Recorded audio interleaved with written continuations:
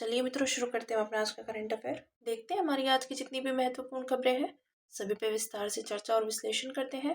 हमारी पहली न्यूज़ है, पर्यावरण मंत्रालय द्वारा शुरू किए गए ग्रीन क्रेडिट प्रोग्राम के खिलाफ चिंताएं प्रकट की गई। तो ग्रीन क्रेडिट प्रोग्राम एक ऐसा तंत्र है जिसका उद्देश्य स्वैच्छिक वृक्षारोपण को बढ़ावा देना है। इसके परिणाम स्वरूप ग्रीन क्रेडिट्स प्रदान किए जाते हैं। साथ ही इसके तहत निम्नीकृत भूमि की सूची भी तैयार की जाती है जिसका उपयोग वनारोपण कार्यक्रमों के लिए किया जा सकता है। इसके महत्वाकांक्षी लक्ष्यों के बावजूद जीसीपी को कानूनी जांच और पर्यावरणीय आलोचनाओं का सामना करना पड़ रहा है। ग्रीन क्रेडिट प्रोग्राम से संबंधित आलोचना और विवाद देखते हैं। तो कानूनी आधार का अभाव, इससे पर्यावरण संरक्षण अधिनियम 1986 के तहत बनाया गया है। इस अधिनियम में प्रतिपूरक वनारोपण के लिए व्यापार योग्य ग्रीन क्रेडिट्स के संबंध में कोई कानूनी फ्रेमवर्क प्रदान नहीं किया गया है। पर्यावरण संबंधी आलोचना जानते हैं। तो वनों की कटाई को बढ़ावा, कंपनियां वृक्षारोपण की बजाय ग्रीन क्रेडिट्स खरीद सकती हैं। इससे पर्यावरण संरक्षण पर असर पड़ सकता है। निम्नीकृत भूमि से संबंधित जोखिम, तो जीसीपी खुले जंगलों, झाड़ियों और बंजर भूमि पर वृक्षारोपण को बढ़ावा देता है, जबकि ये पहले से ही विशिष्ट पारिस्थितिकी सेवाएं प्रदान करते हैं। वन क्षेत्र में कोई वास्तविक वृद्धि न होना, तो प्रतिपूरक वनारोपण के तहत गैर वन्य भूमि को वनों में रूपांतरित करना अनिवार्य होता है। जीसीपी के तहत मौजूदा निम्नीकृत वन भूमि का उपयोग किया जाता है, जिसका अर्थ है कि वन क्षेत्र में कोई निवल वृद्धि नहीं होती है। यह वन अधिनियम 2023 के विपरीत है, जो भूमि के बदले भूमि पर प्रतिपूरक वनीकरण को अनिवार्य बनाता है। मूल्यांकन और दीर्घकालिक संधारणीयता, तो जीसीपी पद्धति में सफल वृक्षारोपण विशेष रूप से वृक्षों के बचे रहने के मूल्यांकन के लिए स्पष्ट मानदंडों का अभाव है। इसके कारण असफल वृक्षारोपण के लिए भी ग्रीन क्रेडिट्स अर्जित करने का अवसर मिल जाता है। देखते हैं ग्रीन क्रेडिट प्रोग्राम के विषय में। तो प्रधानमंत्री द्वारा कोप 28 के दौरान दिसंबर 2023 में इसको प्रस्तुत किया गया है। इसका उद्देश्य है पर्यावरण अनुकूल कार्यवाही को प्रोत्साहित करना और मिशन लाइफ पहल का समर्थन करना। इसकी मुख्य विशेषताएं देखते हैं। तो 7 प्रमुख गतिविधियां शामिल हैं, जैसे वृक्षारोपण, अपशिष्ट प्रबंधन आदि। क्रेडिट्स का घरेलू प्लेटफॉर्म पर व्यापार किया जा सकता है। इनका प्रतिपूरक वनीकरण और विनियाम की अनिवार्यताओं को पूरा करने के लिए उपयोग किया जा सकता है, और कंपनियां अपनी पर्यावरणीय, सामाजिक व गवर्नेंस रिपोर्टिंग में क्रेडिट्स को शामिल कर सकती हैं। प्रशासनिक निकाय, तो भारतीय वन अनुसंधान और शिक्षा परिषद, देहरादून। पात्रता, प्रत्येक चयनित भूखंड का आकार कम से कम 5 हेक्टेयर होना चाहिए। ठीक है, अब देखते हैं अगली न्यूज़ हमारी जो है, भारत ऑस्ट्रेलिया आर्थिक सहयोग और व्यापार समझौते पर हस्ताक्षर को 3 वर्ष पूरे हुए। इस समझौते पर 2022 में हस्ताक्षर करने और इसके लागू होने के बाद 2023-24 में दोनों देशों के बीच द्विपक्षीय व्यापार 24 बिलियन अमेरिकी डॉलर तक पहुंच गया था। इसमें भारत से ऑस्ट्रेलिया को होने वाला निर्यात 2022-23 की तुलना में 14% बढ़ा है। IAECTA एक रणनीतिक आर्थिक समझौता है। इसका उद्देश्य भू राजनीतिक अनिश्चितताओं को सहने में दोनों देशों को सक्षम बनाना है। भारत ऑस्ट्रेलिया आर्थिक सहयोग और व्यापार समझौते की मुख्य विशेषताएं देखते हैं। तो टैरिफ उन्मूलन, ECTA के तहत भारत को निर्यात की गई 96% ऑस्ट्रेलियाई वस्तुओं और ऑस्ट्रेलिया को निर्यात की गई 85% भारतीय वस्तुओं से टैरिफ हटा दिया गया है। रूल्स ऑफ ओरिजिन, तो किसी अन्य देश की वस्तुओं को ECTA के अंतर्गत प्राथमिकता मिलने से रोकने के लिए सख्त रूल्स ऑफ ओरिजिन नियम सुनिश्चित किए गए हैं। सेवाओं में व्यापार, तो इसके तहत ऑस्ट्रेलिया द्वारा 135 उप क्षेत्रक और भारत द्वारा 103 उप क्षेत्रक खोले गए हैं। व्यापार संबंधी उपाय, तो अचानक आयात संबंधी वृद्धि से बचाव के लिए सुरक्षा तंत्र स्थापित किए गए हैं। विवाद समाधान, पहले कदम के रूप में परामर्श और वार्ता की जाती है। यदि समाधान नहीं मिलता तो 3 सदस्यीय ऑर्बिटल पैनल का गठन किया जाता है। प्रत्येक देश एक सदस्य नियुक्त करता है तथा पारस्परिक रूप से सहमत व्यक्ति पैनल का अध्यक्ष होता है। भारत ऑस्ट्रेलिया व्यापार संबंधों में मुद्दे, तो व्यापार और बाजार पहुंच। इसमें दीर्घकालिक व्यापक आर्थिक सहयोग समझौते पर लंबी वार्ता। गैर व्यापार बाधाएं, जैसे सैनिटरी एवं फाइटो सैनिटरी मानक तथा तकनीकी बाधाएं शामिल हैं। ऑस्ट्रेलिया में फार्मास्यूटिकल मूल्य निर्धारण नियंत्रण भारतीय उत्पादों के लिए बाजार की पहुंच में बाधा उत्पन्न करता है। IAECTA का महत्व जानते हैं। तो इसका उद्देश्य 2021 में 31 बिलियन डॉलर के द्विपक्षीय व्यापार को अगले 5 वर्षों में 40 से 50 बिलियन डॉलर तक बढ़ाना है। भारत का निर्यात, तो 2021 के 10.5 बिलियन डॉलर से बढ़कर 2026-27 तक 20 बिलियन डॉलर और 2035 तक 35 बिलियन डॉलर से अधिक होने की उम्मीद है। व्यापक आर्थिक सहयोग, तो AIECTA वस्तुतः AICECA का पूर्ववर्ती है। AICACA आर्थिक संबंधों को वस्तुओं और सेवाओं से आगे बढ़ाकर बौद्धिक संपदा अधिकार, डिजिटल व्यापार आदि को भी कवर करेगा। अब बात करेंगे अगली न्यूज़ की जो है, लोकसभा ने वक्फ अधिनियम 1995 में संशोधन करने के लिए वक्फ यानी संशोधन विधेयक 2025 पारित किया। तो लोकसभा ने मुसलमान वक्फ विधेयक 2024 को भी मंजूरी प्रदान की। इसने मुसलमान वक्फ अधिनियम 1923 को निरस्त कर दिया। वक्फ विधेयक 2025 के मुख्य प्रावधानों पर एक नजर डालते हैं। तो मुख्य उद्देश्य है वक्फ परिसंपत्तियों का बेहतर प्रबंधन, हितधारकों का सशक्तिकरण, कुशल सर्वेक्षण प्रभावी बनाना आदि। वक्फ बनाने की शर्तें, तो केवल कानूनी रूप से संपत्ति के मालिक को वक्फ बनाने का अधिकार होगा। वक्फ अल औलाद बनाने से उत्तराधिकारियों के अधिकारों का हनन नहीं होगा। अनिवार्य ऑनलाइन पंजीकरण, तो सभी वक्फों को 6 माह के भीतर ऑनलाइन पोर्टल पर परिसंपत्ति का विवरण दर्ज कराना होगा। वक्फ अधिग्रहण इस अवधि को बढ़ा सकता है। वक्फ की गलत घोषणा, तो सरकारी संपत्ति को वक्फ संपत्ति नहीं माना जाएगा। यदि कोई विवाद उठता है कि कोई संपत्ति सरकारी है या नहीं, तो राज्य सरकार द्वारा नियुक्त अधिकारी जांच करेगा और अपनी रिपोर्ट राज्य सरकार को सौंपेगा।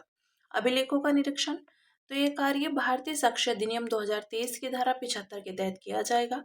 सार्वजनिक उद्देश्य के लिए वक्फ संपत्तियों का अधिग्रहण, तो ये भूमि अर्जन, पुनर्वासन और पुनर्व्यवस्थापन में उचित प्रतिकर और पारदर्शिता अधिकार अधिनियम 2013 या भूमि अधिग्रहण से संबंधित किसी अन्य कानून के तहत किया जाएगा। वक्फ बोर्ड के परामर्श से भूमि का अधिग्रहण किया जा सकेगा। केंद्रीय वक्फ परिषद, तो केंद्र सरकार में वक्फ मामलों के मंत्री इसके पदेन अध्यक्ष होंगे। परिषद को वक्फ बोर्डों को निर्देश जारी करने और स्वप्रेरित कार्यवाही करने की शक्ति होगी। नियुक्त किए जाने वाले अन्य सदस्यों में संसद सदस्य, सुप्रीम कोर्ट या हाई कोर्ट के न्यायाधीश आदि शामिल होंगे। वक्फ के विषय में देखते हैं, तो वक्फ एक प्रकार की धर्मार्थ संपत्ति है जिसमें कोई व्यक्ति धार्मिक या सामाजिक कल्याण जैसे मस्जिद, स्कूल, अस्पताल आदि बनाने के लिए अपनी संपत्ति दान करता है। इतिहास, तो वक्फ एक अरबी शब्द है जिसका उल्लेख हदीस में मिलता है। 8वीं शताब्दी ईस्वी में भारत में वक्फ संपत्तियों का प्रबंधन प्रांतीय और जिला अधिकारियों जैसे सदारे सूबा और सदारे सरकार द्वारा किया जाता था, लेकिन अंतिम नियंत्रण केंद्रीय शासन के पास होता था। आधुनिक वक्फ की अवधारणा इस्लाम के दूसरे खलीफा हजरत उमर के समय अस्तित्व में आई थी। ठीक है, ये बात की हमने वक्फ की। अब बात करेंगे, सुप्रीम कोर्ट ने दल बदल याचिकाओं पर अध्यक्ष की लंबे समय तक निष्क्रियता की निंदा की। तो सुप्रीम कोर्ट ने कहा कि अध्यक्ष द्वारा दल बदल याचिकाओं के संबंध में निर्णय देने में देरी से संविधान के 10वीं अनुसूची के सार्थक उद्देश्य विफल हो सकते हैं। सुप्रीम कोर्ट के समक्ष कानूनी प्रश्न, तो क्या कोर्ट अर्ध न्यायिक अधिकरण के रूप में कार्य करने वाले अध्यक्ष को दल बदल विरोधी याचिकाओं पर एक तय समय सीमा के भीतर निर्णय लेने का निर्देश दे सकता है। सुप्रीम कोर्ट की टिप्पणियां देखते हैं, तो अध्यक्ष द्वारा निर्णय न देने के मामले में कोर्ट की शक्ति, तो सुप्रीम कोर्ट ने कहा कि यदि अध्यक्ष दल बदल याचिकाओं पर अपनी स्थिति को स्पष्ट नहीं करता तो कोर्ट उस पर निर्णय देने में सक्षम है। उचित समय सीमा निर्धारित करने का कोर्ट का अधिकार, तो यद्यपि कोर्ट दल बदल याचिकाओं के परिणाम निर्धारित नहीं कर सकती, फिर भी कोर्ट अध्यक्ष को उचित अवधि के भीतर निर्णय लेने का निर्देश दे सकती है। उदाहरण के लिए केशव मेघचंद्र सिंह बनाम मणिपुर विधानसभा के माननीय अध्यक्ष और अन्यवाद 2020। यदि अध्यक्ष कार्यवाही करने में विफल रहता है तो सुप्रीम कोर्ट संविधान के अनुच्छेद 142 के तहत अपनी असाधारण शक्तियों का प्रयोग कर सकता है। दल बदल विरोधी कानून के कार्यान्वयन में सुधार के लिए सुप्रीम कोर्ट द्वारा की गई अन्य टिप्पणियां देखते हैं, तो अध्यक्ष के निर्णयों पर न्यायिक समीक्षा, यदि अध्यक्ष कार्यवाही में देरी करता है तो कोर्ट को हस्तक्षेप करने का अधिकार होना चाहिए। किहोतो होलोहन बनाम जाचिल्लू वाद 1992। अध्यक्ष की निष्पक्षता, तो अध्यक्ष को एक राजनीतिक व्यक्ति के बजाय एक तटस्थ निर्णायक के रूप में कार्य करना चाहिए। रवि एस नाइक बनाम भारत संघवाद 1994। दल बदल संबंधी मामलों के लिए स्वतंत्र अधिकरण, तो इस संबंध में अध्यक्ष द्वारा शक्तियों को एक स्वतंत्र अधिकरण को हस्तांतरित करने पर विचार किया जाना चाहिए। कर्नाटक विधायकों की अयोग्यता से संबंधित वाद 2020। देखते हैं दल बदल विरोधी कानून के विषय में, तो इसे 52वें संविधान संशोधन अधिनियम 1985 के माध्यम से लाया गया था। इसके द्वारा संविधान में 10वीं अनुसूची को जोड़ा गया था। इसका उद्देश्य राजनीतिक दल बदल को रोकना था। उद्देश्य है इसे विधायिकाओं में स्थिरता सुनिश्चित करने के लिए लाया गया था, ताकि सदस्य द्वारा अपने दल को मनमाने तरीके से छोड़कर किसी और दल में शामिल होने की प्रवृत्ति को रोका जा सके। सदस्य के लिए अयोग्य ठहराए जाने के आधार, तो दल की सदस्य स्वेच्छा से छोड़ना, सदन में मतदान के दौरान पार्टी व्हिप का उल्लंघन करना। अध्यक्ष सभापति की भूमिका, तो ये अर्ध न्यायिक प्राधिकरण के रूप में कार्य करते हैं, अयोग्यता संबंधी याचिकाओं पर निर्णय लेते हैं और अयोग्यता संबंधी प्रक्रिया में अंतिम निर्णायक होते हैं। ये बात की हमने दल बदल विरोधी कानून की। अब बात करेंगे अगली न्यूज की जो है केंद्र सरकार के अनुसार 30,000 से ज्यादा भारतीय माता पिता बालक गोद लेने की प्रतीक्षा कर रहे हैं। तो महिला एवं बाल विकास राज्य मंत्री ने राज्यसभा में जानकारी दी कि कुल 62,592 बच्चे बाल देखभाल संस्थानों में रह रहे हैं। इन संस्थानों में open shelter, specialised adoption agency, observation home आदि शामिल हैं। भारत में बालक गोद लेने की प्रक्रिया, तो इसका मंत्रालय है केंद्रीय महिला एवं बाल विकास मंत्रालय। प्राथमिक कानून, तो भारत में गोद लेने की प्रक्रिया मुख्य रूप से किशोर न्याय अधिनियम 2015 द्वारा संचालित है। इस कानून का उद्देश्य जिन बच्चों को देखभाल और संरक्षण की आवश्यकता है उन बच्चों की सुरक्षा, सम्मान एवं कल्याण सुनिश्चित करना है। केंद्रीय नोडल एजेंसी, तो किशोर न्याय अधिनियम के तहत स्थापित केंद्रीय दत्तक ग्रहण संसाधन प्राधिकरण प्रमुख नोडल एजेंसी है। यह घरेलू और अंतर्देशीय गोद लेने की प्रक्रिया को नियंत्रित करती है। CARA हेग कन्वेंशन के दिशा निर्देशों को लागू करने का भी काम करता है। बालकों के संरक्षण और अंतर्देशीय दत्तक ग्रहण के संबंध में सहयोग पर हेग कन्वेंशन 1993, तो यह बाल तस्करी पर रोक लगाता है तथा नैतिक, कानूनी एवं पारदर्शी अंतर्देशीय दत्तक ग्रहण को आसान बनाता है। राज्यों और केंद्र शासित प्रदेशों की जिम्मेदारी। राज्य और केंद्र शासित प्रदेश निम्नलिखित संस्थानों के माध्यम से किशोर न्याय अधिनियम को लागू करते हैं। राज्य दत्तक ग्रहण संसाधन एजेंसियां, स्थानीय बाल कल्याण समितियां तथा जिला बाल संरक्षण इकाइयां। भारत में बालक गोद लेने में चुनौतियां, तो प्रशासनिक देरी। भारत में गोद लेने की औसत प्रतीक्षा अवधि 1 वर्ष से अधिक है। आयु क्षमता, पूर्वाग्रह, बड़े बच्चों और दिव्यांग बच्चों को गोद लेने की दर कम है। पूर्वाग्रह और अत्यधिक सामाजिक ही भावना, तो अधिकांश भारतीय माता पिता दत्तक ग्रहण से झिझकते हैं क्योंकि वे चाहते हैं कि उनका बच्चा उनके जीन, रक्त और वंश परंपरा से संबंधित हो। भारत में गोद लेने की प्रक्रिया में तेजी लाने के लिए उठाए गए कदम कौन से हैं? तो कानूनी सुधार की बात करें तो किशोर न्याय संशोधन अधिनियम 2022 के तहत जिला मजिस्ट्रेट यानी DM को गोद लेने से जुड़े मामलों में अधिक अधिकार दिए गए हैं। केयरिंग्स पोर्टल, तो गोद लेने की पूरी प्रक्रिया ऑनलाइन और पारदर्शी बनाई गई है। इसे केयरिंग्स पोर्टल के माध्यम से संचालित किया जाता है। मिशन वात्सल्य योजना, तो यह योजना बाल देखभाल संस्थानों में रहने वाले बच्चों को समर्थन प्रदान करती है। अब बात करेंगे अन्य सुर्खियों की, जिसमें पहली न्यूज है आप्रवास और विदेशी विषयक विधेयक 2025। तो हाल ही में संसद ने आप्रवास और विदेशी विषयक विधेयक 2025 पारित किया। इसका उद्देश्य है आप्रवासन कानूनों को आधुनिक बनाना, राष्ट्रीय सुरक्षा को मजबूत करना और आप्रवासन प्राधिकरणों के बीच बेहतर समन्वय सुनिश्चित करना। इस विधेयक द्वारा निम्नलिखित अधिनियम निरस्त किए गए हैं, जैसे पासपोर्ट अधिनियम 1920, विदेशियों का पंजीकरण अधिनियम 1939, विदेशी विषयक 1946 तथा आप्रवासन अधिनियम 2000। आप्रवासन विनियमन, तो आप्रवासन ब्यूरो गठित किया जाएगा। इसे वीजा जारी करने और विदेशियों के प्रवेश निकास नियमों की निगरानी करने का कार्य सौंपा जाएगा। दंड, बिना वैध पासपोर्ट या अन्य यात्रा दस्तावेजों के भारत में प्रवेश करने वाले विदेशी नागरिकों को अधिकतम 5 वर्ष की कैद, 5 लाख रुपए तक का जुर्माना या दोनों का प्रावधान किया गया है। गिरफ्तार करने का अधिकार, तो हेड कांस्टेबल या उससे उच्च रैंक के पुलिस अधिकारी भारत में अवैध रूप से प्रवेश करने वाले विदेशी नागरिकों को बिना वारंट के गिरफ्तार कर सकते हैं। फिर नेक्स्ट है आपदा जोखिम न्यूनीकरण में महिलाओं की भूमिका। तो केंद्रीय महिला एवं बाल विकास मंत्रालय ने भारत में कृषि पारिस्थितिकी क्षेत्रों में जलवायु परिवर्तन महिलाओं और बच्चों को कैसे प्रभावित करता है शीर्षक से एक अध्ययन प्रकाशित किया। अध्ययन में जलवायु परिवर्तन के कारण उत्पन्न आपदाओं पर मजबूत नीतियां बनाने के लिए जेंडर आधारित डेटा की आवश्यकता का उल्लेख किया गया है। DRR में महिलाओं की भूमिका देखते हैं। तो आपदा मित्र योजना के तहत आपदा सखी के रूप में प्रशिक्षित। आपदा मित्र योजना के तहत अब तक प्रशिक्षित 1 लाख स्वयं सेवकों में 20% महिलाएं शामिल हैं।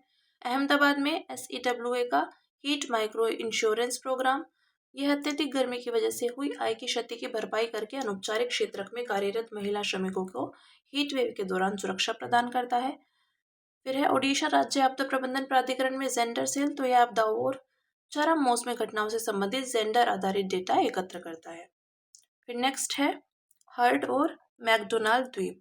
तो अमेरिकी राष्ट्रपति ने हर्ड और मैकडोनाल्ड द्वीप सहित कई अमेरिकी व्यापार भागीदारों के लिए पारस्परिक 10% टैरिफ की घोषणा की। राष्ट्रपति ने 2 अप्रैल को मुक्ति दिवस की संज्ञा दी और इसे अमेरिकी इतिहास के सबसे महत्वपूर्ण दिनों में से एक घोषित किया। इसके विषय में देखते हैं तो हर्ड द्वीप और मैकडोनाल्ड द्वीप दक्षिणी महासागर में निर्जन अंटार्कटिक द्वीप है। यहाँ कोई स्थायी मानव आबादी नहीं रहती। इन द्वीपों को ऑस्ट्रेलिया प्रशासित करता है। ये दक्षिणी महासागर के एकमात्र सक्रिय अंटार्कटिक ज्वालामुखी द्वीप हैं। ये पृथ्वी की भूगर्भीय प्रक्रियाओं और हिमनदों की गतिशीलता को समझने का अवसर प्रदान करते हैं। ये द्वीप यूनेस्को की विश्व धरोहर सूची में शामिल है। फिर नेक्स्ट न्यूज है हमारी फिस्कल हेल्थ इंडेक्स।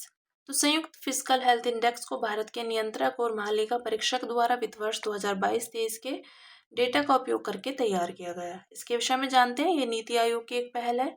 इसका उद्देश्य है मानकीकृत मीट्रिक के आधार पर भारत के राज्यों की वित्तीय स्थिति का तुलनात्मक विश्लेषण करना।